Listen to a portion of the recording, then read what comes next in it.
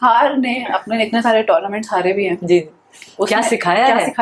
जीतना सिखाया, जीता है और तो क्या, फिर कैसे जीतती, मैंने तो हारती नहीं तो। और वैसे हारना, नॉर्मल हारना इस अपने, जैसे मेरे से पहले ना, जैसे मैंने काफी इंटरव्यूज में आई थिंक बोला भी है, कोई ऐसे भी नहीं थे कि जो बैक टू बैक जीत रहे हो, ना ही मेन सिंगल्स में ना ही वुमेन सिंगल्स में, ऐसा कोई नहीं था कि हम बैक टू बैक जीत रहे हैं, हमारा नाम एवरी टूर्नामेंट में कोई सुपर सीरीज जीत रहे हैं या कुछ जीत रहे हैं, कुछ नहीं था। मेरा सिर्फ एक ही था कि मैं अपने फ्रेंड्स के साथ थोड़ा टाइम पास कर लूँ स्कूल से पहले, और फिर मैं कुछ बाद में भी कर लूँ। मैं कैसे प्रोफेशनल प्लेयर बन गई, प्रोफेशनल प्लेयर बनने के बाद जो मेरा क्लिक हुआ, जैसे मैंने चाइना वाले को मारा क्वार्टर्स में, सेमीज में, फाइनल्स में वर्ल्ड नंबर 1 को भी हरा दिया मैंने, तो वो क्लिक हुआ क्योंकि मैंने मेहनत करी। और कुछ जो मेरे पेरेंट्स ने मुझे बोला कि चाइना वाले रोबोट्स नहीं है, वो भी इंसान ही है, उनको हराना है, बस ये माइंड में रखो। तो जो हार्ड वर्क करती गई मैंने, and then slowly I started feeling कि ये मेरा जॉब है, मैं अच्छा कर रही हूँ इसमें। I got job because of this. Bharat petroleum में, जैसे इंडियन ऑयल में मिला मुझे, भारत पेट्रोलियम में मिला। फिर उसके बाद जो योनेक्स करेक्ट टाइम पे आए, जो मुझे स्पॉन्सर करने लग गए, slowly this became like my job. अब जॉब में आप रोज 9 to 5 करना ही है आपको। मेरे पापा को देखा 30-40 साल 9 to 5, बेचारे तबियत खराब होने के टाइम पे भी गए हैं ऑफिस वो। तो मेरे को फीवर हुआ, थोड़ा सा कभी लूज मोशन हुए, कुछ भी हुआ, मैं जाके खेली। मुझे खेलना ही है बेस्ट बनने के लिए। हम कितने डिफिकल्ट सिचुएशंस में, लेडीज का तो प्रॉब्लम्स भी होते हैं आपको पता है, उस सिचुएशन में भी जाकर प्रैक्टिस करे हैं हमने। We play tournaments in that situations. तो ये सब तो normal part of life, job है आपका ये। You can't sit at home सोच के कि आज फीवर हो रहा है या आज मुझे तबीयत ठीक नहीं है। हाँ, अगर एक्सट्रीम सिचुएशंस है तो obviously you will have to take care of yourself, but if you can manage it, just make yourself little bit here strong कि मैं मैनेज कर सकती हूँ, तो डेफिनेटली आप जाइए।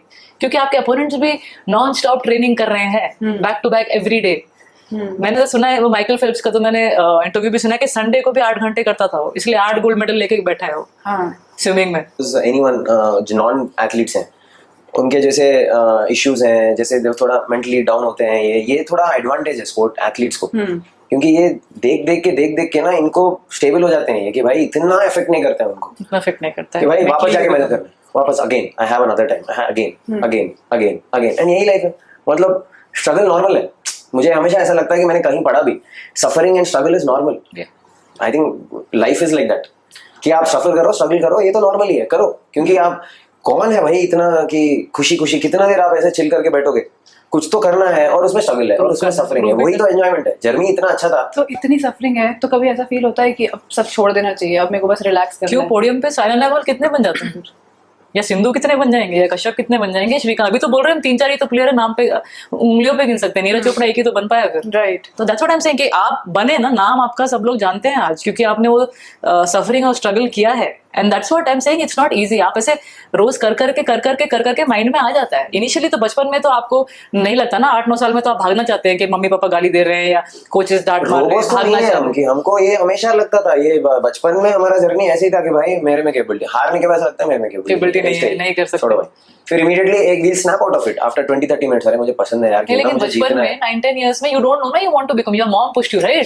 दैट्स हाउ यू 12-13 साल में तो तेरे माइंड में आ गया कि अब मुझे जीतना है, वरना 9 to 12 वो टाइम पे तो सोचा नहीं, वो टाइम पे तो अच्छा प्लेयर बनना है। पर वंस इट बिकम सीरियस कि वो मुझे जीतना है, और जब तुम हारोगे, that is when you are asking me, right? ये सफरिंग क्या है, आप पूछ रहे थे ना अभी। मैंने कहा जब इतनी सारी सफरिंग्स होती हैं तो कभी मन करता है कि बैडमिंटन मेरे को छोड़ देना चाहिए। रोज ही सोचते हैं, रोज सोचते हैं। हमारा ना प्रैक्टिस ट्रेनिंग शेड्यूल में वेडनेसडे और सैटरडे को मैच प्ले होता है। वेडनेसडे को हार गया, मैं डिप्रेस हो जाता था, मैं रात में सो नहीं आया, क्या खेला आज करके, ऐसे कैसे हार गया तू, या इतना गंदी परफॉर्मेंस कैसे दिया तूने। तो वो सोचता हूँ रात भर डिनर के टाइम पे ऐसा सड़ा हुआ फेस लेके, पर सुबह जाके 5 बजे 4 बजे जाके ट्रेनिंग करो, उसको सॉर्ट करो। आप मेंटली आप स्ट्रांग बनोगे, आप ट्रेनिंग करो, यही तो है। और क्या नहीं, आप भी सफरिंग स्ट्रगल बोल रहे हैं ना, हमने अभी फील करो, वो फील करना पड़ेगा। आप एस्केप नहीं कर सकते कि आप इमीडिएटली हार गए और आप इंस्टाग्राम में बैठ गए और सब वो डोपामिन और सेरोटोनिन जो हिट कर रहा है आपको कि सब अच्छा है, जिंदगी में सब कुछ अच्छा है, आप भूल गए अपना लॉस। ऑल्सो जो आप बैठो उसके 25 साल जो खेले हो, जो इंजरीज हुई है हमें, मैंने गेम थोड़ा सा बैक सीट दिया है क्योंकि मेरा कार्टिलेज नी का पूरा चला गया है। तो क्यों कोई ऐसा क्यों सहन करेगा अपने बॉडी के साथ? मेरी नी पूरी ऑलमोस्ट कार्टिलेज उसका पूरा चला गया है, इसलिए मैं ऑलमोस्ट, मेरे को आर्थराइटिस जैसा सिचुएशन है, मेरा नी मोटा हो जाता है, मेरे शोल्डर में टेंडनाइटिस हो चुका है जो इतना दर्द देता है। आप तो मेरा बॉडी जो इतना सफर, टूट चुके हैं, हम पूरा टूट चुके हैं, ये लेब्रम टेयर, ये वो, अगर बॉडी का स्कैन हो जाए अभी तो आप ये कौन सा एथलीट्स नॉर्मल नहीं है, एथलीट्स पूरे टूट चुके हैं। जो करियर के एंड तक पहुंच जाते हैं ना, वो फिट नहीं है, वो इतने गंदे स्टेट में है कि ये पता नहीं लगता। 90% बैडमिंटन प्लेयर जिनसे भी मैं मिली हूँ डेनमार्क वाले से, जो पीटर गेट है हमारे जो फॉर्मर प्लेयर है, उनसे मैं डिस्कस कर रही थी। इनफैक्ट वो भी बोले कि मेरा कार्टिलेज डिजेनरेशन की वजह से मैंने भी खेलना छोड़ा है। तो 90% जो 100% आई वुड से जो प्लेयर्स खेलना जो प्लेयर्स करते हैं ना 30-35 ईयर्स के एज में हम फेस करते हैं। आधा टाइम जब नी स्टेप्स चढ़ते हैं हम उतरते हैं, जो दर्द होता है मेरे नी में और जो ऑब्वियसली बैक में दर्द होता है, इतना बेंडिंग करा होगा पूरी लाइफ में हमने 25 साल जो बेंडिंग भी हुआ है सब लोग। मैं अभी जो ओलंपिक्स का जो ये मैं कर रहा था ये कमेंट्री, जो वीरेन थे, वीरेन अस्किन, वो बोले हॉकी प्लेयर्स की पूरी बैक टूट चुकी है। बेंडिंग रहता है ना, क्योंकि वो बेंडिंग के ऊपर इतना फिजिकल स्पोर्ट है।